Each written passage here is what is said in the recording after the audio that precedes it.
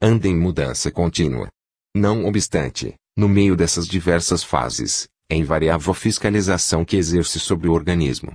A fisiologia salientou a sábia e harmoniosa coordenação de todas as partes do ser, as leis da vida orgânica e do mecanismo nervoso, que não podem ser explicadas sem a presença de uma unidade central. Essa unidade soberana é a origem e a causa conservadora da vida, relaciona-lhe todos os elementos, todos os aspectos. Foi por uma consequência não menos perniciosa das teorias materialistas que os psicólogos da escola oficial chegaram a considerar o gênio como uma neurose, quando ele pode ser a utilização, em maior escala, dos poderes psíquicos ocultos no homem. Mieres, falando da categoria dos histéricos que conduzem o mundo, emite a opinião de que a inspiração do gênio não seria mais do que a emergência, no domínio das ideias conscientes, de outras ideias em cuja elaboração a consciência não tomou parte, mas que se tem formado isoladamente, por assim dizer, independentemente da vontade, nas regiões profundas do ser. Em geral, aqueles que tão levianamente são qualificados como degenerados são muitas vezes progenerados, e, nestes, sensitivos, histéricos ou neuróticos, as perturbações do organismo físico e as alterações nervosas muito caracterizadas em certas inteligências geniais, como em outro lugar vimos no Invisível, último capítulo, podem realmente ser um processo de evolução pelo qual toda a humanidade terá de passar para chegar a um grau mais intenso da vida planetária. O desenvolvimento do organismo humano até a sua expansão completa é sempre acompanhado de perturbações, do mesmo modo que o aparecimento de cada novo ser na Terra é delas precedido. Em nossos esforços dolorosos para maior soma de vida, os valores mórbidos transmutam-se em forças morais. As nossas necessidades são instintos em fusão, que se concretizam em novos sentidos para adquirir mais poder e conhecimento. Mesmo no estado ordinário, no estado de vigilância, podem emergências, impulsos do eu profundo, remontar até as camadas exteriores da personalidade, trazendo intuições, percepções, lampejos bruscos sobre o passado e o futuro do ser, os quais denotam faculdades muito extensas, que não pertencem ao eu normal. Cumpre relacionar com essa ordem de fenômenos a maior parte dos casos de escrita automática. Dizemos a maior parte, porque sabemos de outros que têm como causa agentes externos e invisíveis. Há em nós um como reservatório de águas subterrâneas, donde, em certas horas, rompe sob a superfície uma corrente rápida em ebulição. Os profetas, os mártires de todas as religiões, os missionários, os inspirados, os entusiastas de todos os gêneros e de todas as escolas conheceram estes impulsos surdos e poderosos, que nos têm brindado com as maiores obras que hão revelado aos homens a existência de um mundo superior. 5. A alma e os diferentes estados do sono. O estudo do sono fornece-nos sobre a natureza da personalidade indicações de grande importância. Em geral não se aprofunda muito o mistério do sono. O exame atento deste fenômeno, o estudo da alma e da sua forma fluídica durante a parte da existência que consagramos ao descanso, conduzir-nos a uma compreensão mais alta das condições do ser na vida do além. O sono possui não só propriedades restauradoras que a ciência não pôs no devido relevo, mas também um poder de coordenação e centralização sobre o organismo material. Pode, além disso, acabamos de ver, provocar uma ampliação considerável das percepções psíquicas, maior intensidade do raciocínio e da memória. Que é então o sono? É simplesmente a alma que se desprende, que sai do corpo. Disse, o sono é irmão da morte. Estas palavras exprimem uma verdade profunda. Sequestrada na carne, no estado de vigília, a alma recupera, durante o sono, a sua liberdade relativa, temporária, ao mesmo tempo em que o uso dos seus poderes ocultos. A morte será a sua libertação completa, definitiva. Já nos sonhos, vemos os sentidos da alma, esses sentidos psíquicos, de que os do corpo são a manifestação externa e amortecida, entrar em ação. À medida que as percepções externas se enfraquecem e apagam, quando os olhos estão fechados e suspenso o ouvido, outros meios mais poderosos despertam nas profundezas do ser. Vemos e ouvimos com os sentidos internos. Imagens, formas, cenas à distância sucedem-se e desenrolam-se, travam-se conversas com pessoas vivas ou falecidas. Esse movimento, muitas vezes incoerente e confuso no sono natural, adquire precisão e aumenta com o desprendimento da alma no sono provocado, no transe de sonambulismo e no êxtase. Às vezes, a alma afasta-se durante o descanso do corpo e são as impressões das suas viagens, os resultados das suas indagações, das suas observações, que se traduzem pelo sonho. Neste estado, um laço fluídico 54 ainda liga ao organismo material e, por esse vínculo sutil, espécie de fio condutor, as impressões e as vontades da alma podem transmitir-se ao cérebro. É pelo mesmo processo que, nas outras formas do sono, a alma governa o seu invólucro terrestre, fiscaliza-o, dirige-o. Esta direção, no estado de vigília, durante a incorporação, exercita-se de dentro para fora, efetuar-se-á em sentido inverso nos diferentes estados de desprendimento. A alma, emancipada, continuará a influenciar o corpo mediante o laço fluídico que continuamente liga uma à outra. Desde esse momento, no seu poder psíquico reconstituído, a alma exercerá sobre o organismo carnal uma direção mais eficaz e segura. A marcha dos sonâmbulos, à noite, em lugares perigosos, com inteira segurança, é uma demonstração evidente desse fato. Sucede o mesmo com a ação terapêutica provocada pela sugestão. Esta é eficaz, principalmente no sentido de facilitar o desprendimento da alma e dar-lhe o poder absoluto de fiscalização, a liberdade necessária para dirigir a força vital acumulada no perispírito e, por este meio, restaurar as perdas sofridas pelo corpo físico. Comprovamos este fato nos casos de personalidade dupla. O segundo é personalidade, mais completa, mais integral que a personalidade normal, substitui-a para um fim curativo, por meio de uma sugestão exterior, aceita e transformada em autossugestão pelo espírito do sujeito. Com efeito, este nunca abandona os seus direitos e poderes de fiscalização. Assim, como disse Mieres, não é a ordem do hipnotizador, mas antes a faculdade do paciente que forma o nó da questão. O sábio professor de Cambridge disse mais. O fim único de todos os processos hipnogênicos é dar energia à vida, é alcançar mais rápido e completamente resultados que a vida abandonada a si mesma só realiza lentamente e por forma incompleta. Por outros termos, o hipnotismo é a aplicação, num grau mais intenso, das energias reparadoras que entram em jogo no sono natural. A sugestão terapêutica é a arte de libertar o espírito do corpo, de abrir-lhe uma saída pelo sono e permitir-lhe que exerça com plenitude os seus poderes sobre o corpo doente. As pessoas sugestionáveis são aquelas cujas almas indolentes ou que pouco têm evolvido não estão aptas para desprenderem-se por si mesmas e agir utilmente no sono ordinário para restaurar as perdas do organismo. A sugestão em si mesma não é, pois, mais do que um pensamento, um ato da vontade, diferindo somente da vontade ordinária por sua concentração e intensidade. Em geral, os nossos pensamentos são múltiplos e hesitantes. Nascem e passam ou, então, quando coexistam em nós, chocam-se e confundem-se. Na sugestão, o pensamento e a vontade fixam-se num ponto único. Ganham em poder o que perdem em extensão. Por sua ação, que se torna mais penetrante, mais incisiva, provocam no sujeito o despertar de faculdades não utilizadas no estado normal. A sugestão torna-se, então, uma espécie de impulso, de alavanca que mobiliza a força vital e dirige-a para o ponto onde ela tem de operar. A sugestão pode exercer-se, tanto na ordem física, por uma influência direta sobre o sistema nervoso, como na ordem moral, sobre o eu central e a consciência do sujeito. Bem empregada, constitui ela um meio muito apreciável de educação, destruindo as tendências ruins e os hábitos perniciosos. A sua influência sobre o caráter produz, então, os mais felizes resultados. Voltemos ao sono ordinário e ao sonho. Enquanto o desprendimento da alma é incompleto, as sensações, as preocupações da vigília e as recordações do passado misturam-se com as impressões da noite. As percepções registradas pelo cérebro desenrolam-se automaticamente, em desordem aparente, quando a atenção da alma está desviada do corpo e deixa de regular as vibrações cerebrais. Daí a incoerência da maior parte dos sonhos, mas, à medida que a alma se desprende e se eleva, a ação dos sentidos psíquicos torna-se predominante, e os sonhos adquirem uma lucidez, uma nitidez notáveis. Clareiras cada vez mais largas, vastas perspectivas abrem-se no mundo espiritual, o verdadeiro domínio da alma e lugar do seu destino. Neste estado ela pode penetrar as coisas ocultas e até os pensamentos e os sentimentos de outros espíritos. Há em nós uma dupla vista, pela qual pertencemos, ao mesmo tempo, a dois mundos, a dois planos de existência.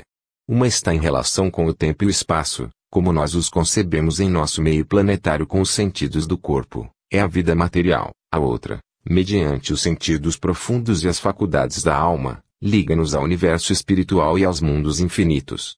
No decurso da nossa existência terrestre, é principalmente quando dormimos que essas faculdades podem exercer-se e entrar em vibração às potências da alma. Esta torna a pôr-se em contato com o universo invisível, que é a sua pátria e do qual estava separada pela carne. Retempera-se no seio das energias eternas para continuar, quando desperta, a sua tarefa penosa e obscura.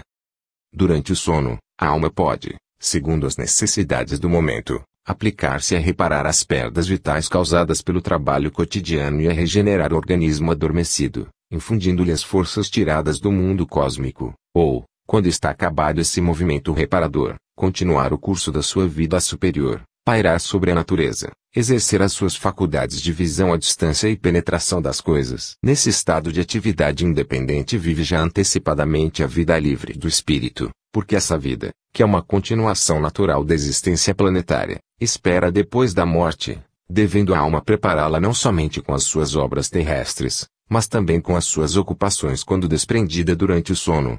É, graças ao reflexo da luz do alto, que cintila em nossos sonhos e ilumina completamente o lado oculto do destino, que podemos entrever as condições do ser no além. Se nos fosse possível abranger com o olhar toda a extensão de nossa existência, reconheceríamos que o estado de vigília está longe de constituir a fase essencial, o elemento mais importante. As almas, que de nós cuidam, servem-se do nosso sono para exercitarem-nos na vida fluídica e no desenvolvimento dos nossos sentidos de intuição. Efetua-se, então, um trabalho completo de iniciação para os homens ávidos de se elevarem. Os vestígios desse trabalho encontram-se nos sonhos. Assim, quando voamos, quando deslizamos com rapidez pela superfície do solo, significa isso a sensação do corpo fluídico, ensaiando-se para a vida superior. Sonhar que subimos sem cansaço, com facilidade surpreendente, através do espaço, sem embaraço nem medo, ou então que estamos pairando por cima das águas, atravessar paredes e outros obstáculos materiais sem ficarmos admirados de praticar atos que são impossíveis enquanto estamos acordados, não é a prova de que nos tornamos fluídicos pelo desprendimento. Tais sensações, tais imagens, que comportam completa inversão das leis físicas que regem a vida comum, não poderiam vir ao nosso espírito, se não fossem o resultado de uma transformação do nosso modo de existência. Na realidade, já não se trata aqui de sonhos, mas de ações reais praticadas em outro domínio da sensação e cuja lembrança se ensinou na memória cerebral. Essas lembranças e impressões não o demonstram bem. Possuímos dois corpos, e a alma, sede da consciência, fica ligada ao seu invólucro sutil, enquanto o corpo material está deitado e em completa inércia. Apontemos, todavia, uma dificuldade. Quanto mais a alma se afasta do corpo e penetra nas regiões etéreas, tanto mais fraco é o laço que os une, tanto mais vaga a lembrança ao acordar.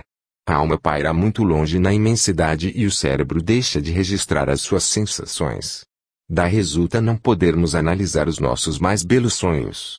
Algumas vezes, a última das impressões sentidas no decurso dessas peregrinações noturnas subsiste ao despertar. E se, nesse momento, tivermos o cuidado de fixá-la fortemente na memória, pode ficar lá gravada. Tive, uma noite, a sensação de vibrações percebidas no espaço, as últimas notas de uma melodia suave e penetrante, e a lembrança das derradeiras palavras de um cântico que findava assim, a seus inumeráveis. Às vezes sentimos, ao acordar, a vaga impressão de poderosas coisas entrevistas, sem nenhuma lembrança determinada. Esta espécie de intuição, resultante de percepções registradas na consciência profunda, mas não na consciência cerebral, persiste em nós durante certo tempo e influencia os nossos atos. Outras vezes, essas impressões traduzem-se nitidamente no sonho. Eis o que a respeito diz Myers. O resultado permanente de um sonho é muitas vezes de tal ordem que nos mostra claramente que o sonho não é o efeito de uma simples confusão com lembranças avivadas da vida passada, mas que possui um poder inexplicável que lhe é próprio e que ele tira, semelhante nisso à sugestão hipnótica, das profundezas da nossa existência, a que a vida de vigília é incapaz de chegar. Desse gênero, dois grupos de casos aqui, pela clareza com que se patenteiam, facilmente podem ser reconhecidos. Um deles, principalmente, em que o sonho acabou por uma transformação religiosa decidida, e outro em que o sonho foi o ponto de partida de uma ideia obsidente ou de um acesso de verdadeira loucura. Estes fenômenos poderiam explicar-se pela comunicação, no sonho, da consciência superior com a consciência normal, ou pela intervenção de alguma inteligência elevada que julga, reprova, condena o proceder do sonhador, ocasionando-lhe perturbação e um salutar receio. A obsessão pode também exercer-se por meio do sonho até a ponto de causar perturbação mental ao despertar. Terá como autores espíritos malfazejos, a quem o nosso procedimento no passado e os danos que lhes causamos deram domínio sobre nós. Insistimos também na propriedade misteriosa que tem o sono de fazer-nos senhores, em certos casos, de camadas mais extensas da memória. A memória normal é precária e restrita, não vai além do círculo estreito da vida presente, do conjunto dos fatos, cujo conhecimento é indispensável por causa do papel que se tem de desempenhar na Terra e do fim que se deve alcançar. A memória profunda abrange toda a história do ser desde a sua origem, os seus estádios sucessivos, os seus modos de existência, planetários ou celestes. Um passado inteiro, feito de recordações e sensações, esquecido, ignorado no estado de vigília, está gravado em nós. Esse passado só desperta quando o espírito se exterioriza durante o sono natural ou provocado. Uma regra conhecida de todos os experimentadores é que, nos diferentes estados do sono, à medida que se vai ficando maior distância do estado de vigília e da memória normal, tanto mais a hipnose é profunda, tanto mais se acentua a expansão, a dilatação da memória. Miers confirma o fato nos seguintes termos. A memória mais distanciada da vida de vigília é a que mais vasto alcance tem, é a que mais profundo poder exerce sobre as impressões acumuladas no organismo. Por mais inexplicável que esse fenômeno se tenha apresentado aos observadores, que com ele depararam sem possuírem a decifração do enigma, é certo que as observações independentes de centenas de médicos e de hipnotizadores atestam a sua realidade. O exemplo mais comum é fornecido pelo sono hipnótico ordinário. O grau de inteligência que se manifesta no sono varia segundo os sujeitos e as épocas, mas todas as vezes que esse grau é suficiente para autorizar o juízo, achamos que existe durante o sono hipnótico memória considerável, que não é necessariamente uma memória completa ou razoável do estado de vigília, ao passo que na maior parte dos sujeitos acordados, salvo o caso de uma injunção especial dirigida ao eu hipnótico, nenhuma lembrança existe que se relacione com o estado de sono. O sono ordinário pode ser considerado como ocupando uma posição que está entre a vida acordada e o sono hipnótico profundo, e parece provável que a memória pertencente ao sono ordinário liga-se, por um lado, a que pertence à vida de vigília e, pelo outro, a que existe no sono hipnótico. Realmente assim é, estando os fragmentos da memória do sono ordinário intercalados nas duas cadeias. Mieres, em apoio das suas palavras, cita vários casos em que fatos retrospectivos esquecidos, e outros de que o que dorme nunca teve conhecimento, se revelam no sonho. As experiências de que Mieres fala, vê-las-emos quando tratarmos da questão das reencarnações, foram levadas muito mais longe do que ele previa, e as consequências que daí provêm são imensas. Não só tem sido possível, pela sugestão hipnótica, reconstituir as menores recordações da vida atual, desaparecidas da memória normal dos sujeitos, mas também retar o encadeamento das suas vidas passadas, interrompido já. Ao mesmo tempo em que uma memória mais vasta e mais rica, vemos aparecer no sono faculdades que são muito superiores a todas as de que gozamos no estado de vigília. Problemas estudados em vão, abandonados como insolúveis, são resolvidos no sonho ou no sonambulismo, obras geniais, operações estéticas da ordem mais elevada, poemas, sinfonias e hinos fúnebres são concebidos e executados. Há em tudo isso uma obra exclusiva do eu superior ou a colaboração de entidades espirituais que vêm inspirar os nossos trabalhos. É provável que esses dois fatores intervenham nos fenômenos dessa ordem. Miers cita o caso de Agassiz descobrindo, enquanto dormia, o arranjo esquelético de ossadas dispersas que ele tentara, por várias vezes e sem resultado, acertar durante a vigília. Lembraremos os casos de Voltaire, La Fontaine, Coleridge, S. Bache, Tartini, etc., executando obras importantes em condições análogas. Finalmente, importa mencionar uma forma de sonhos, cuja explicação escapou até agora à ciência. São os sonhos premonitórios, complexo de imagens e visões que se referem a acontecimentos futuros e cuja exatidão é ulteriormente verificada. Parece indicar que a alma tem o poder de penetrar o futuro ou que este lhe é revelado por inteligências superiores. Assinalamos o sonho da duquesa de Hamilton, que viu com antecipação de 15 dias a morte do conde de Ely, com particularidades de natureza íntima que acompanharam esse acontecimento. Um fato da mesma natureza foi publicado pelo Progressive Thinker de Chicago, a 1 de novembro de 1913. Um magistrado de Alzer, M. Reid, morreu imediatamente, em consequência de uma guinada do automóvel em que viajava. Seu filho, de 10 anos de idade, tinha tido, por 2 vezes seguidas, a visão desta catástrofe em todos os seus pormenores. Apesar dos avisos e das súplicas de sua mulher, M. Reid achou que não devia renunciar ao projetado passeio, em que veio a encontrar a morte, nas circunstâncias idênticas às percebidas no sonho da criança. M. Reid Parville, no seu folhetim científico do jornal Diz Debates maio de 1904, refere um caso afiançado por testemunhos dignos de fé. Uma senhora, cujo marido desapareceu sem deixar vestígios e que ela não pode descobrir apesar de todas as pesquisas a que procedeu, teve um sonho. Um cãozinho, que por muito tempo havia vivido na sua companhia, mas que o marido o levara, aparece-lhe, dá latidos de alegria e cobra de carícias. Instala-se-lhe ao pé, não tira os olhos dela, depois, passado um momento, levanta-se e começa a arranhar a porta. Está feita a sua visita e precisa ir-se embora.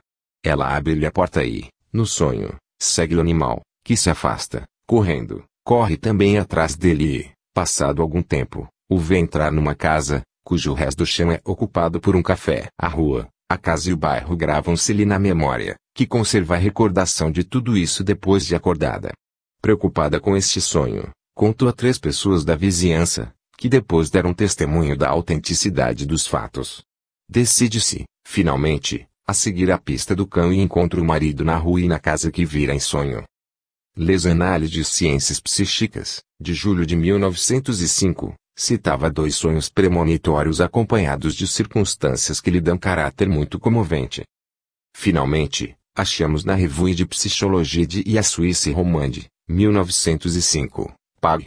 379, o caso de um mancebo que se via muitas vezes a si mesmo numa alucinação otoscópica, precipitado do cimo de um rochedo estendido, ensanguentado e contundido, no fundo de um barranco.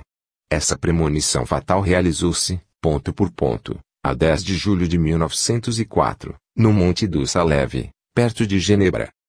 À proporção que nos vamos elevando na ordem dos fenômenos psíquicos, vão-se eles apresentando com maior clareza, com maior rigor e trazem-nos provas mais decisivas da independência e da sobrevivência do espírito. As percepções da alma no sono são de 2 espécies.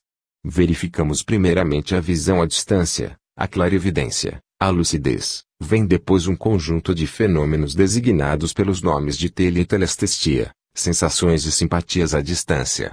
Compreende a recepção e transmissão dos pensamentos, das sensações, dos impulsos motrizes. Com esses fatos, relacionam-se os casos de desdobramentos e aparições designados pelos nomes de fantasmas dos vivos. Esses casos, teve a psicologia oficial de verificá-los em grandes números, sem os explicar. Todos esses fatos ligam-se entre si e formam uma cadeia contínua. Em princípio, constituem, no fundo, um só e mesmo fenômeno, variável na forma e intensidade, isto é, o desprendimento gradual da alma. Esse desprendimento, vamos segui-lo nas suas diversas fases, desde o despertar dos sentidos psíquicos e das suas manifestações em todos os graus, até a projeção, à distância, de todo o espírito, alma e corpo fluídico. Examinemos primeiramente os casos em que a visão psíquica se exerce com agudeza notável. Citamos alguns nas nossas obras precedentes. Aqui apresentamos um, mais recente, publicado por toda a imprensa londrina. O desaparecimento da senhorita Eulalie, processo criminal que apaixonou a Inglaterra, foi explicado por um sonho. A polícia procurava baldamente. O acusado, Samuel Douglas, que estava para ser solto, pretendia que ela havia partido para destino desconhecido. Os jornais de Londres publicaram desenhos que representavam a casa em que morava a senhorita Eulalie e o jardim da mesma casa. Uma criada grave viu a gravura e exclamou: "Aí está o meu sonho", e indicou um lugar, ao pé de uma árvore, dizendo: "Está ali um cadáver." Soube a polícia aí, Na presença dos agentes, ela confirmou as suas declarações. Explicou que vira em sonho esse jardim e, no solo, no lugar indicado, um corpo enterrado. A polícia mandou escavar o terreno nesse lugar e nele foi encontrado o cadáver da senhorita Eulalie. Ficou provado que a criada nunca conhecera essa pessoa nem pusera os pés nesse jardim. C. Flammarion, na sua obra O Desconhecido e os Problemas Psíquicos, menciona uma série completa de visões diretas, à distância, durante o sono, resultante de um inquérito feito na França sobre os fenômenos dessa ordem. Vamos referir um caso mais complicado. Os Análises de Ciências Psíquicas, de Paris, setembro de 1905, pág. 551, contém a relação circunstanciada e autenticada pelas autoridades legais de Castel di Sangro, Itália, de um sonho macabro, coletivo e verídico. O guarda rural do barão Rafael Corrado viu em sonho, na noite de 3 de março último, seu pai, falecido havia 10 anos. Exprobrou-lhe, a ele, aos irmãos e irmãs, o terem esquecido e, coisa mais grave, deixarem os seus pobres ossos desenterrados pelos coveiros, abandonados sobre a neve, por trás da torre do cemitério, à mercê dos lobos. A irmã do guarda sonhou exatamente a mesma coisa, e o irmão, muito impressionado, pegou na espingarda e, não obstante a tempestade de neve que atormentava a região, dirigiu-se para o cemitério, sito num monte que dominava a cidade. Aí, por trás da torre, entre as silvas e por cima da neve, em que havia sinais de patas de lobo, viu ossos humanos. Os análises dão depois a narrativa circunstanciada do inquérito e das pesquisas feitas pelo juiz de paz. Estabelecem que os ossos eram, na realidade, os do pai do guarda, que os coveiros, terminado o prazo legal, haviam exumado. Iam eles transportá-los para o suário, à noitinha, quando o frio e a neve os obrigaram a deixar o serviço para o dia seguinte. Os documentos relativos a este caso, que foi objeto de um processo, estão assinados pelo tabelião, pelo juiz de paz e pelo síndico da localidade. Foram publicadas pelo Eco del Sangro, de 15 de março de 1905. O professor Newbold, da Universidade da Pensilvânia, relata nos Proceedings of SPFT, 12, pág. 11, vários exemplos de sonhos, que indicam uma grande atividade da alma durante o sono e dão ensinamentos que vêm do mundo invisível. Entre outros, citaremos o do Dr. Eupreste, professor de língua síria na mesma universidade, o qual achou, enquanto dormia, o sentido de uma inscrição antiga, sentido que até então não havia descoberto. Num sonho mais complexo, em que intervém um sacerdote dos antigos templos de Nippur, dele recebeis a explicação de um enigma de difícil decifração. Foram reconhecidas como exatas todas as particularidades desse sonho. As indicações do sacerdote versavam sobre pontos de arqueologia completamente desconhecidos dos seres que vivem na Terra. Convém notar que, em todos esses fatos, o corpo do percipiente está em repouso e os seus órgãos físicos estão adormecidos, mas, nele o ser psíquico continua em vigília, em atividade, vê, ouve e comunica, sem o auxílio da palavra, com outros seres semelhantes, isto é, com outras almas. Esse fenômeno tem caráter geral e dá-se em cada um de nós. Na transição da vigília para o sono, exatamente no momento em que os nossos meios ordinários de comunicação com o mundo exterior estão suspensos, abrem-se em nós novas saídas para a natureza e, por elas, escapa-se uma irradiação mais intensa da nossa visão. Já nisso vemos revelar-se uma nova forma de vida, a vida psíquica, que vai amplificar-se nos outros fenômenos de que nos vamos ocupar, provando que existem para o ser humano modos de percepção e de manifestação muito diferentes dos sentidos materiais. Depois dos fenômenos de visão no sono natural, vamos apresentar um caso de clarividência no sono provocado. O Dr. Maxwell, advogado-geral no Supremo Tribunal de Bordeaux, provoca na senhora Glana, sujeito muito sensível, o sono magnético. Ela desprende-se, exterioriza-se, afasta-se em espírito da sua morada.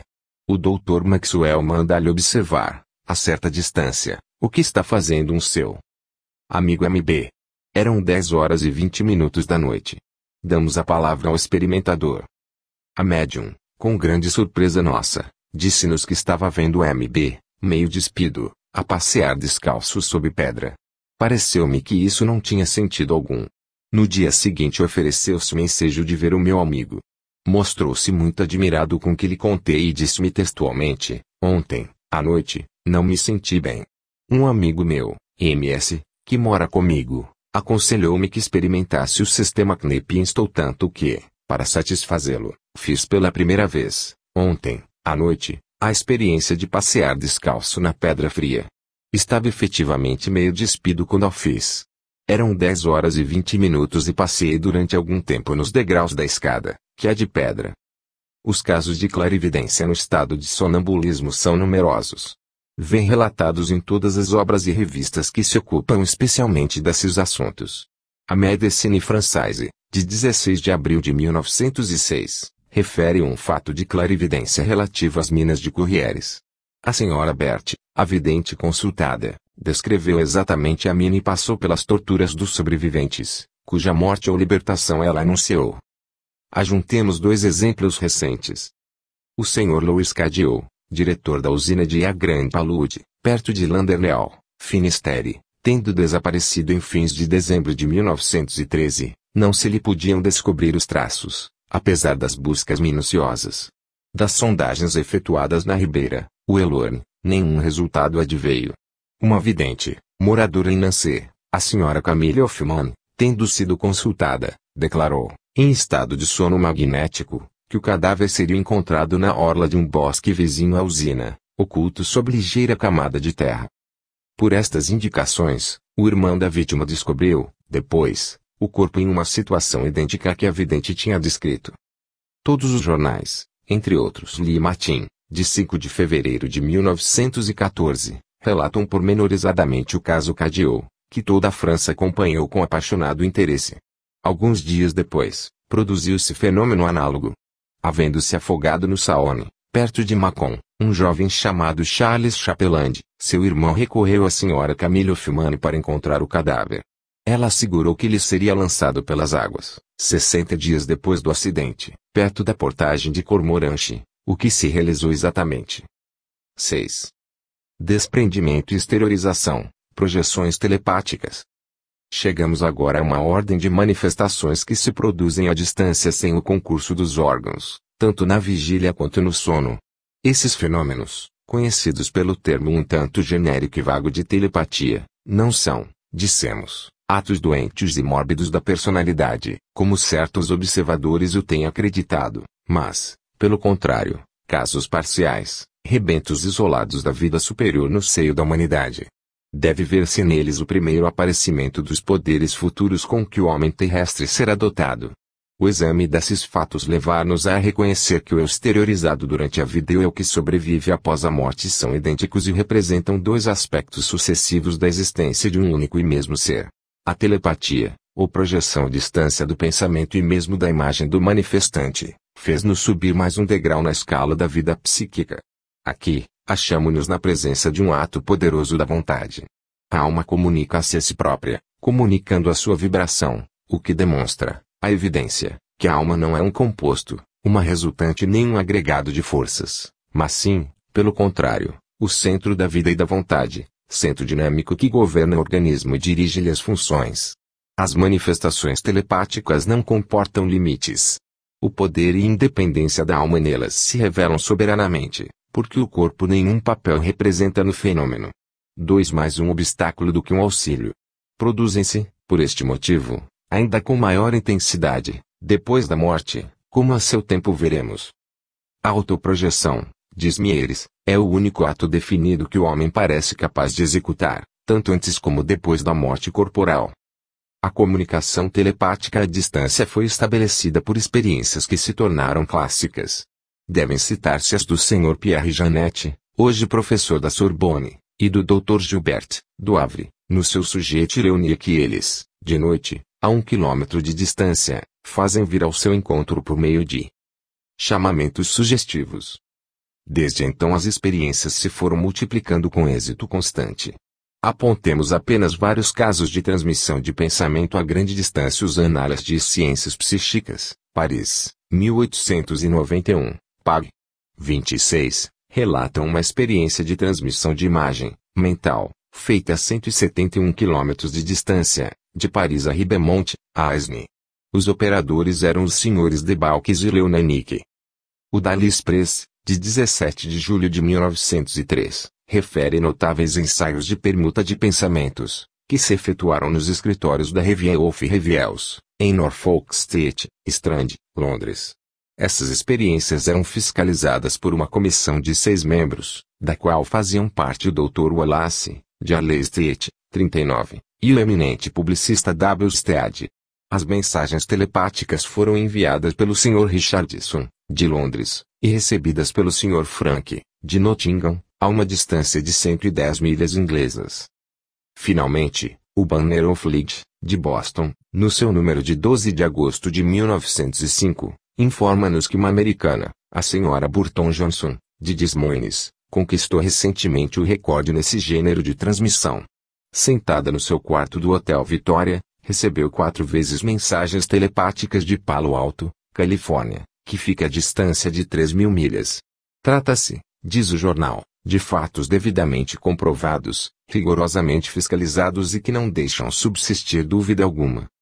A transmissão dos pensamentos e das imagens opera-se, dissemos, indistintamente, tanto durante o sono, como no estado de vigília.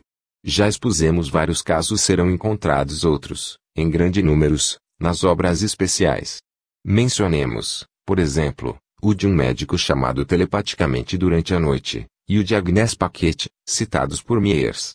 Acrescentemos o caso da Sra. O.J., que, estando no Cairo, teve a visão de um amigo que, naquele mesmo momento, em Inglaterra, pensava nela ardentemente. Nos últimos dias da sua vida, minha mãe via-me muitas vezes junto de si, em Tours, conquanto eu andasse então muito longe dali, em viagem pelo oriente da França. Todos esses fenômenos podem ser explicados pela projeção da vontade do manifestante, que evoca no percipiente a própria imagem do agente. Nos casos que se vão seguir, veremos a personalidade psíquica, a alma, destacar-se completamente do invólucro corpóreo e aparecer na sua forma de fantasma. A esse respeito abundam os testemunhos. Relatamos em outra obra os resultados dos inquéritos da Sociedade de Pesquisas Psíquicas, de Londres. Permitiram eles que se recolhessem cerca de 1.000 casos de aparições, à distância, de pessoas vivas, apoiados por atestados de alto valor. Os testemunhos foram consignados em muitos volumes, sob a forma de autos. Estão assinados por homens de ciência pertencentes a academias ou diversos corpos científicos. Entre esses nomes figuram os de Gladstone, Balfour, etc. Atribui-se, geralmente, a esses fenômenos, caráter subjetivo, mas, essa opinião não resiste a um exame atento. Certas aparições foram vistas sucessivamente, por várias pessoas, nos diferentes andares de uma casa, outras impressionaram animais, como cães, cavalos, etc.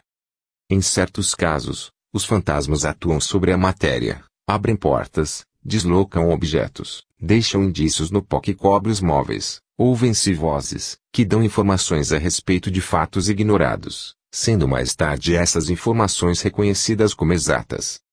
No número desses casos devemos incluir o da Sra. Hawkins, cujo fantasma foi visto simultaneamente por 4 pessoas e do mesmo modo, as visões de Mark Alpine, de Carroll Stevenson, a de um marinheiro que, estando a velar junto de um camarada moribundo, viu aparecer uma família inteira de fantasmas, trajando luto. O caso de Clerc em que o irmão moribundo apareceu a uma negra que nunca o conhecera.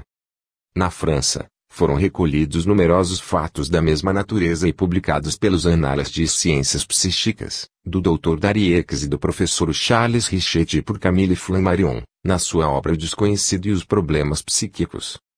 Vamos citar um caso recentíssimo.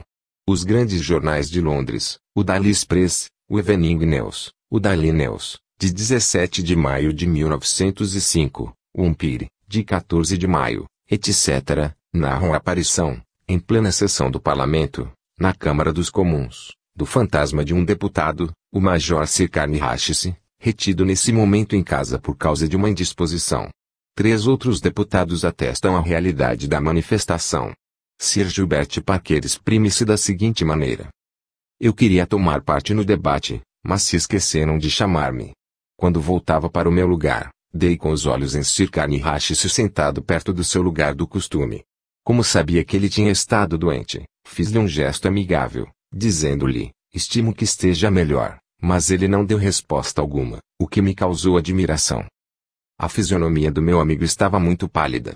Ele estava sentado, quieto, com a fronte encostada à mão, a expressão do seu rosto era impassível e dura.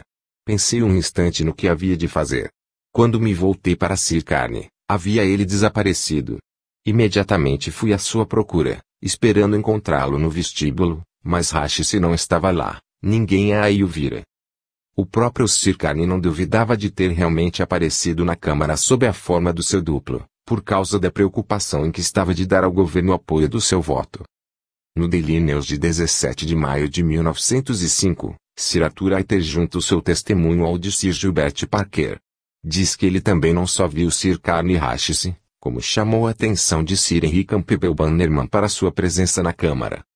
A exteriorização ou desdobramento do ser humano pode ser provocado pela ação magnética. Fizeram-se experiências que tornam impossível a dúvida. O paciente, adormecido, desdobra-se e vai produzir, à distância, atos materiais. Citamos o caso do magnetizador Lewis. Em outras circunstâncias semelhantes foi a aparição fotografada. Aksakov, na sua obra Animismo e Espiritismo, cita 3 desses casos. Outros fatos análogos foram observados pelo capitão Volpi e por W. Stead, diretor do Borderland. No caso Strati Yazdeu, este último senador da România, a forma desdobrada do professor Strati impressionou placas fotográficas, à noite, à distância de 50 quilômetros do lugar onde estava o seu corpo adormecido. Assim, a objetividade da alma, com a sua forma fluídica manifestando-se em pontos afastados daquele onde o corpo se acha em descanso, está demonstrada de maneira positiva e não pode ser contestada seriamente. Demais, basta consultar a história para reconhecer-se que o passado está cheio de fatos desse gênero. Os fenômenos de bilocação dos vivos são frequentes nos anais religiosos. O passado não é menos rico em narrações e testemunhos a respeito dos espíritos dos mortos e essa abundância de afirmações, essa persistência através dos séculos são bem próprias para indicar que, no meio das superstições e dos erros, alguma coisa de realidade deve existir. Com efeito, a comunicação e a manifestação à distância entre espíritos encarnados conduzem, lógica e necessariamente, à comunicação possível entre espíritos encarnados e desencarnados. Nós podemos, assim como o disse Mieres, impressionar-nos reciprocamente à distância e, se os nossos espíritos encarnados podem assim atuar, de maneira independente do organismo carnal, há nisto uma presunção favorável à existência de outros espíritos independentes dos corpos e suscetíveis de nos impressionarem do mesmo modo. Os habitantes do espaço têm facultado muitas provas experimentais da lei da comunhão universal na medida fraca e estreita em que na Terra ela pode ser verificada com rigor. Devemos apontar, entre outros fatos, a experiência da Sociedade de Pesquisas, de Londres, a qual o mundo sábio é devedor de tantas descobertas no domínio psíquico. Estabeleceu ela um sistema de permutas de pensamentos entre os Estados Unidos e a Inglaterra, simplesmente com auxílio de 2 médiums em transe, que serviram para transmitir uma mensagem de um espírito a outro espírito. A mensagem consistia em 4 palavras latinas e o latim era a língua que os médiums não conheciam. Essa experiência foi feita sob a vigilância e a fiscalização do professor Slope, da Universidade de Colômbia, em Nova York. E tomaram-se todas as precauções necessárias para serem evitadas as fraudes. Quando se estuda, nos seus diversos aspectos, o fenômeno da telepatia, as vistas gerais que daí resultam aumentam pouco a pouco, e somos levados a reconhecer nele um processo de comunicação de alcance incalculável. A princípio, apresentou-se-nos esse fenômeno como uma simples transmissão, quase mecânica, de pensamentos e imagens entre 2 cérebros, mas o fenômeno vai revestir as formas mais variadas e impressionantes. Depois dos pensamentos vêm as projeções, a distância, dos fantasmas dos vivos, as dos moribundos e, finalmente, sem que nenhuma solução de continuidade interrompa o encadeamento dos fatos, as aparições dos mortos, quando o vidente, na maior parte dos casos, nenhum conhecimento tem do falecimento das pessoas que aparecem. Há aí uma série contínua de manifestações, que se vão graduando nos seus efeitos e concorrem para demonstrar a indestrutibilidade da alma. A ação telepática não conhece limites, suprime todos os obstáculos e liga os vivos da Terra aos vivos do espaço, o mundo visível aos mundos invisíveis, o homem a Deus, une-os da maneira mais estreita, mais íntima. Os meios de transmissão que ela nos revela constituem a base das relações sociais entre os espíritos, o seu modo usual de permutarem as ideias e as sensações. O fenômeno que na Terra se chama telepatia não é outra coisa senão o processo de comunicação entre todos os seres pensantes na vida superior, e a oração é uma das suas formas mais poderosas, uma das suas aplicações mais elevadas e mais puras. A telepatia é manifestação de uma lei universal e eterna. Todos os seres, todos os corpos permutam vibrações. Os astros exercem influência através das imensidades siderais. Do mesmo modo, as almas, que são sistemas de forças e focos de pensamentos, impressionam-se reciprocamente e podem comunicar-se a todas as distâncias. 80. A atração estende-se às almas como aos astros, atrai-os para um centro comum, centro eterno e divino. Uma dupla relação se estabelece. Suas aspirações sobem para ele na forma de apelos e orações. Sob a forma de graças e inspirações, descem socorros. Os grandes poetas, escritores, artistas, os sábios e os puros conhecem estes impulsos, estas inspirações súbitas, estes clarões de gênio que iluminam o cérebro como relâmpago e parecem provir de um mundo superior, cuja grandeza e inebriante beleza refletem, ou, então, são visões da alma. Num arrojo estático ela vê entreabrir-se esse mundo inacessível, percebe-lhe as radiações, as essências, as luzes. Tudo isso demonstra-nos que a alma é suscetível de ser impressionada por meios diferentes dos órgãos, que ela pode recolher conhecimentos que cedem às faculdades humanas e provém de uma causa espiritual. Graças a esses clarões, a esses relâmpagos, é que ela entrevê, na vibração universal, o passado e o futuro, percebe a gênese das formas, formas de arte e pensamento, de beleza e santidade, da qual perenemente derivam formas novas, numa variedade inesgotável como um manancial de que emanam. Consideremos estas coisas sob um ponto de vista mais direto, vejamos as suas consequências do meio terrestre. Já pelos fatos telepáticos se acentua a evolução humana. O homem conquista novos poderes psíquicos que lhe permitirão, um dia, manifestar o seu pensamento a todas as distâncias, sem intermediário material. Este progresso constitui um dos mais magníficos estádios da humanidade para uma vida mais intensa e livre. Poderá ser o prelúdio da maior revolução moral que se tenha realizado em nosso globo. Por este modo seria realmente vencido o mal ou consideravelmente atenuado. Quando o homem já não tiver segredos, quando se lhe puder ler no cérebro os pensamentos, ele não mais se atreverá a pensar no mal, e, por conseguinte, a fazer o mal. Assim, a alma humana elevar-se-á sempre, subindo pela escala dos desenvolvimentos infinitos. Tempos virão em que a inteligência há de predominar cada vez mais, desembaraçando-se da crisálida carnal, estendendo, afirmando seu domínio sobre a matéria, criando com os seus esforços meios novos e mais amplos de percepção e manifestação. Apurando-se, por sua vez, os sentidos, verão eles ampliar-se-lhes o círculo de ação. O cérebro humano tornar-se-á um como templo misterioso, de vastas e profundas naves, cheias de harmonias, vozes e perfumes, instrumento admirável ao serviço de um espírito que se tornou mais sutil e poderoso. Ao mesmo tempo em que a personalidade humana, alma e organismo, a pátria terrestre se transformará. Para que se opere a evolução do meio é preciso que primeiramente se efetue a evolução do indivíduo. É o homem que faz a humanidade, e a humanidade, por sua ação constante, transforma a sua morada. Há equilíbrio absoluto e relação íntima entre o moral e o físico. O pensamento e a vontade são a ferramenta por excelência, com a qual tudo podemos transformar em nós e a roda de nós. Tenhamos somente pensamentos elevados e puros, aspiremos a tudo o que é grande, nobre e belo. Pouco a pouco sentiremos regenerar-se o nosso próprio ser e, com ele, do mesmo modo, todas as camadas sociais, o globo e a humanidade. E, em nossa ascensão, chegaremos a compreender e praticar melhor a comunhão universal que une todos os seres. Inconsciente nos estados inferiores da existência, essa comunhão torna-se cada vez mais consciente, à medida que o ser se eleva e percorre os graus inumeráveis da evolução, para chegar, um dia, ao estado de espiritualidade em que cada alma, irradiando o brilho das potências adquiridas nos impulsos do seu amor, vive da vida de todos e a todos se sente unida na obra eterna e infinita. 7.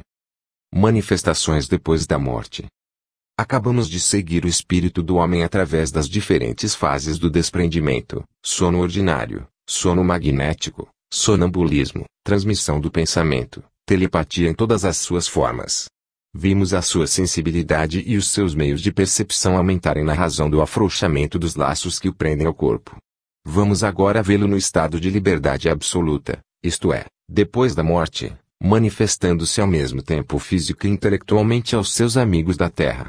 Não há solução de continuidade entre estes diferentes estados psíquicos. Quer estes fenômenos se deem durante a vida material ou depois, são idênticos nas suas causas, nas suas leis e nos seus efeitos, produzem-se segundo modos constantes. A continuidade absoluta e graduação entre todos esses fatos, desvanecendo-se assim a noção de sobrenatural, que, por muito tempo, os tornou suspeitos à ciência. O antigo adágio. A natureza não dá saltos verifica-se mais uma vez. A morte não é um salto, é a separação e não a dissolução dos elementos que constituem o homem terrestre, é a passagem do mundo visível ao mundo invisível, cuja delimitação é puramente arbitrária e devida simplesmente à imperfeição dos nossos sentidos. A vida de cada um de nós no além é o prolongamento natural e lógico da vida atual, o desenvolvimento da parte invisível do nosso ser. A concatenação no domínio psíquico, como no domínio físico. Nas duas ordens de aparições, quer dos vivos exteriorizados, quer dos defuntos, é sempre, como vimos, a forma fluídica, o veículo da alma, reprodução ou, antes, esboço do corpo físico, que se concretiza e se torna perceptível para os sensitivos. A ciência, depois dos trabalhos de Becquerel, Curie, Libon, etc., familiariza-se de dia para dia com os estados sutis e invisíveis da matéria, numa palavra, com os fluidos utilizados pelos espíritos nas suas manifestações, e que os espíritas bem conhecemos. Graças às descobertas recentes, a ciência pôs-se em contato com um mundo de elementos, de forças, de potências, cuja existência nem sequer imaginava, e mostrou-se-lhe afinal a possibilidade de formas de existência durante muito tempo ignoradas. Os sábios que estudaram o fenômeno espírita, Sir W. Crookes, R. Wallace, R. Darwin, Aksakoff, Olodge, Paul Gibier, Mieres, etc., verificaram numerosos casos de aparições de pessoas mortas. O espírito Katia King, que, durante 3 anos, se materializou em casa de Sir W. Crookes, membro da Academia Real de Londres, foi fotografado em 26 de março de 1874, na presença de um grupo de experimentadores. Sucedeu o mesmo com os espíritos Abdullah e John Singh, fotografados por Aksakoff. O acadêmico R. Wallace e o Dr. Thompson obtiveram a fotografia espírita de suas respectivas mães, falecidas havia muitos anos. Mies fala de 231 casos de aparições de pessoas mortas. Cita alguns tirados dos Fantasmos. Assinalamos nesse número uma aparição anunciando uma morte iminente. Uma caixeiro viajante, homem muito positivo, teve certa manhã a visão de uma sua irmã que falecera havia 9 anos. Quando contou o fato à família, foi ouvido com incredulidade e cepticismo, mas, ao descrever a visão, mencionou a existência de uma arranhadura na face da irmã. Essa particularidade de tal maneira impressionou sua mãe, que ela caiu desmaiada. Depois que voltou a si, contou que fora ela que, sem querer, fizera essa arranhadura na filha, no momento em que a depunha no caixão, que, em seguida, para disfarçá-la, cobrira com pós, de modo que ninguém no mundo estava ao fato dessa particularidade. O sinal que seu filho vira, pois, prova a veracidade da visão e ela viu nele ao mesmo tempo o anúncio da sua morte que, efetivamente, sobreveio algumas semanas depois.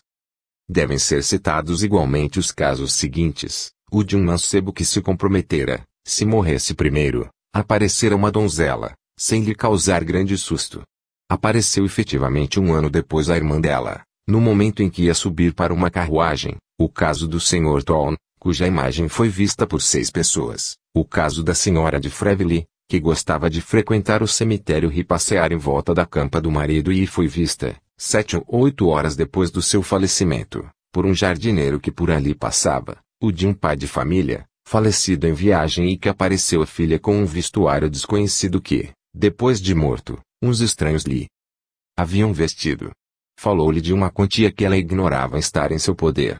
A exatidão desses 2 fatos foi reconhecido ulteriormente, o caso de Edwin Russell, que se fez visível ao seu mestre de capela com a preocupação das obrigações e compromissos contraídos durante a vida.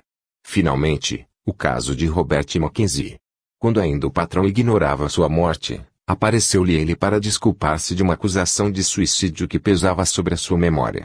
Foi reconhecida a falsidade dessa acusação, por ter sido acidental a sua morte.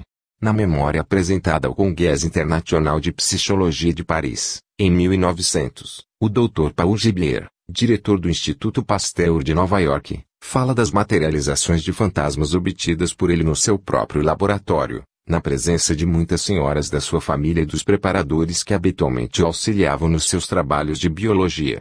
As ditas senhoras tinham especialmente o encargo de vigiarem a médium, Senhora Salmon, despia antes da sessão para lhe examinarem os vestidos, sempre pretos, ao passo que os fantasmas apareciam de branco. Por excesso de precaução, metiam a médium dentro de uma gaiola metálica fechada com cadeado e, durante as sessões, o Dr. Gibier não largava a chave. Foi nessas condições que se produziram, à meia luz, formas numerosas, talhes diferentes, desde aparições de crianças até fantasmas de alta estatura. A formação é gradual, opera-se à vista dos assistentes. As formas falam, passam de um lugar para outro, apertam as mãos dos experimentadores. Interrogadas, diz Paul Gibier, declaram todas ser entidades, pessoas que viveram na Terra, espíritos desencarnados, cuja missão é nos mostrarem a existência da outra vida.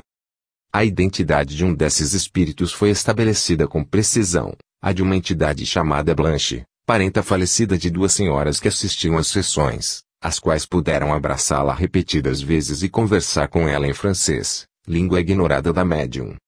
No Congresso Espiritualista realizado no mesmo ano em Paris, na sessão de 23 de setembro, o Dr. Bayol, senador das Bocas do Ródano, ex-governador de Dalmey, expunha verbalmente os fenômenos de aparição de que foi testemunha em Arles e Aiguieres. O fantasma de Acela, donzela romana, cujo túmulo está em Arles, no antigo cemitério de Alice Campos, materializou seu ponto de deixar uma impressão do seu rosto em parafina fervente, não em entalhe, como se produzem habitualmente as moldagens, mas em relevo, o que seria impossível a qualquer ser vivo. Essas experiências, cercadas de todas as precauções necessárias, efetuaram-se na presença de personagens tais como o prefeito das Bocas do Ródano, o poeta Mistral, um general de divisão, médicos, advogados, etc. Numa ata, com a data de 11 de fevereiro de 1904, publicada pela Revue des Études Psychiques, de Paris, 94, o professor Milesi, da Universidade de Roma, um dos campeões mais estimados da Nouvelle Escola Psicológica Italiana, conhecido na França por suas conferências na Sorbonne, sobre a obra de Auguste Comte, deu público testemunho da realidade das materializações de espíritos, entre outros da de sua própria irmã falecida em Cremona havia 3 anos. Damos aqui um extrato dessa ata. O que de mais maravilhoso houve, nesta sessão, foram as aparições, que eram de natureza luminosa, posto que se produzissem na meia claridade. Foram em número de 9, todos os assistentes as viram. As 3 primeiras foram as que reproduziram as feições da irmã do professor Milesi, falecida havia 3 anos em Cremona, no convento das Filhas do Sacré-Cœur, com a idade de 32 anos. Apareceu sorrindo, com o esquisito sorriso que lhe era habitual. Do mesmo modo o Sr. Squanquarello viu uma aparição, no qual reconheceu sua mãe. Foi a 4ª. As 5 restantes reproduziam as feições dos 2 filhos do Sr. Castoni. Este afirma ter sido abraçado pelos filhos, ter conversado com eles várias vezes, ter recebido respostas suas e apertos de mãos, sentiu-os, mesmo, sentarem-se nos seus joelhos. Assinaram J. B. Milesi, P. Cartona, F. Simmons, J. Squanquarello, etc. No seu artigo do Figaro de 9 de outubro de 1905, intitulado Par de la Science, Charles Richet, da Academia de Medicina de Paris, dizia, a propósito de outros fenômenos da mesma ordem, o mundo oculto existe. Correndo embora o risco de ser tido pelos meus contemporâneos como insensato, creio que há fantasmas. O célebre professor Lombroso, da Universidade de Turim, no número de junho de 1907 da revista italiana Arena, expõe o resultado de suas experiências com Eusapia Palladino, fenômenos de levitação, transportes de flores, etc., e acrescenta. O leitor vai interpelar-me com ar de compaixão e perguntar-me, não se deixou simplesmente ludibriar por farsantes vulgares? O fato indiscutível é que com Eusapia tomaram-se as medidas de precaução mais absolutamente rigorosas contra a possibilidade de qualquer fraude, porque se lhe ligavam as mãos e os pés, ficando uns e outros cercados por um fio elétrico que, ao menor movimento, punha em ação uma campainha. O médium Poti foi, na Sociedade de Psicologia de Milão, metido no empelho, num saco, e a senhora de Esperance ficou